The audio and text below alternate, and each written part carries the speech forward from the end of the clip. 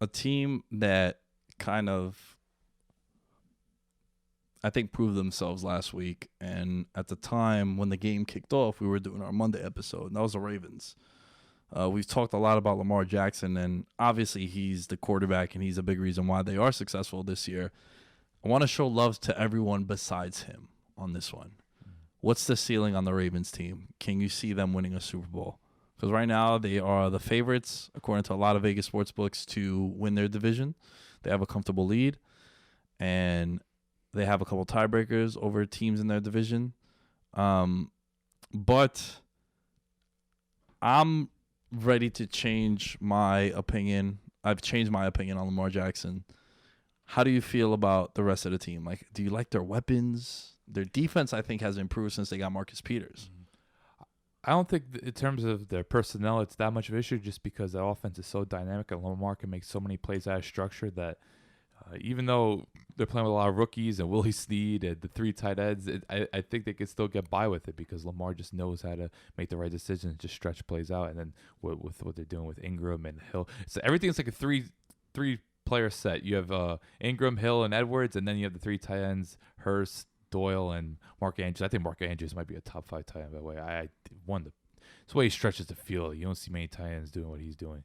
So I don't think personnel is an issue offensive. I think what's going to hold back Baltimore is their pass rush doesn't really do much for me. I think letting go Zadarius Smith is something that we expected it, but I think it's been a bigger loss than they expected, and you really don't have much else there. I know Matthew Judah is made of Taco Bell, which is lovely, but he's not necessarily someone that's imposing, scaring a lot of fear into tackles. And, I like Brandon Williams and Michael Pierce, those are like run stuffers. I think Baltimore's lack of pass rush is going to affect them, even though they're always putting together a lot of cool blitz schemes, and of course they got a lot of twists and they run a lot of studs. But it's just when you're going up against Mahomes and Brady, I think that comes back to haunt you. And if they get home field, I'm talking about like 2 seed. I don't think they can get the 1 seed, but if they could get like a home field over Kansas City, I think that'll be huge because I think Baltimore is one of the most intimidating places to play. So I think that will help them.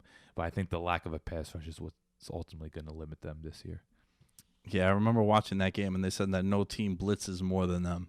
Wow, really? Okay. So for Don Martindale's a very good defensive coordinator. But for them to generate pressure, they can't do it before. No. So they have to send people. But now I think that they have the corners to do so. Jimmy Smith has come back last couple of weeks. Marcus Peters now. Humphreys, who I think doesn't get the love that he deserves. Earl Thomas in the secondary too has kind of brought that attitude.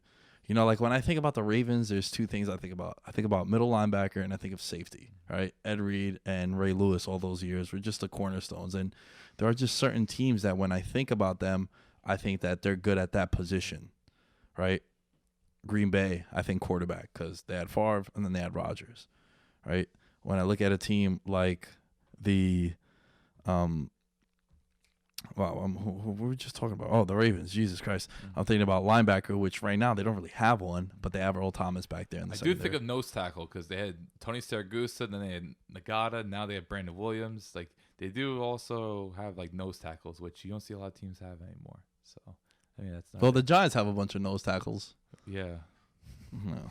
That's how I feel. Yeah. That's how I feel too. I don't really know what to make of that, but they used to have a lot of good edge rushers. Yeah, back in like 2008. Yeah. I also want to make note of the Ravens also have a very good O-line, which helps. I think Yanda is always one of the best. Ronnie Stanley's really coming along as well. So you saw the holes they were creating for the running game against the Patriots. They were just cleaning guys out. So the Ravens, they're really built to compete. It's just Kansas City and New England, those are juggernauts. Like I see both quarterbacks still picking it apart just because of the pass rushing issues. But I also think that I still want to see the Ravens, the down 10 test where, say New England, you're playing New England and you jump out to a 10-0 lead.